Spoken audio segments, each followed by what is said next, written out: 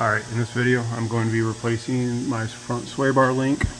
I guess it's kind of a pain because, as you can see up in there, there's two bolts on each side. And the only way to get to this is by lowering the subframe.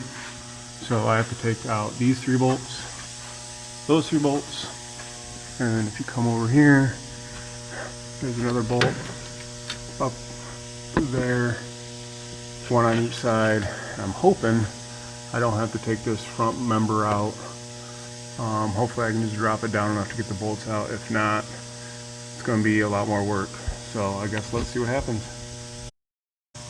Alright, so as you can see, I do have the sway bar out. I'm just going to go ahead and say this, that I do not recommend doing this unless you're totally building a track car, because this was kind of a bear to get out. So I did take a few shortcuts, but I mean, you got all these wires you got to make sure that you connect. Let me see here really quick. Yeah, you got all that back there.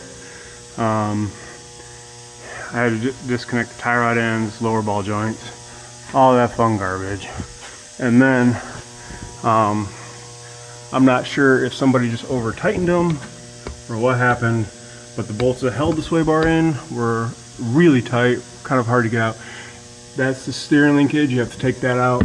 And then I just kind of have the power steering pump reservoir loosened, and it's kind of just chilling. These hoses are rigid enough that I can kind of hold everything. So I am going to take a quick break because I'm hungry. I haven't eaten yet, and I need a break because this was a bear. This was a lot harder than I thought it was going to be, but that's okay. I got it done. I think the track gains will be worth it. So yeah, so I will do a video as soon as it is done. So yeah, there's that out of there. So on to round two. Alright, and there we have it. New heavy duty sway bar installed with new adjustable sway bar end links. We'll get this thing set up. That up there, the steering shaft retaining bolt was the worst part of this whole thing. Getting that back in was a pain in the backside, but I got it, so it should be good. Everything's torqued, everything should be good to go. So yeah, so thanks for watching. Hope you learned something. Hope you learned what not to do, because this was a pain in the butt. Probably the worst thing I did on this